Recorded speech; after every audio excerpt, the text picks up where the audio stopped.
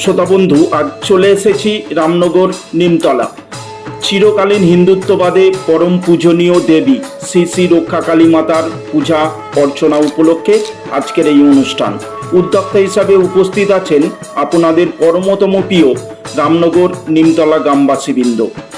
আজ যে সারা রাত্রিব্যাপী পূজা অনুষ্ঠান অনুষ্ঠিত হতে চলেছে, এই সুমহান কর্মে প্রকৃতই যারা অংশগ্রহণ করতে চান তাদের অবিলম্বে পূজা স্থানে উপস্থিত হতে স্বনির্বন্ধ অনুরোধ জানাই।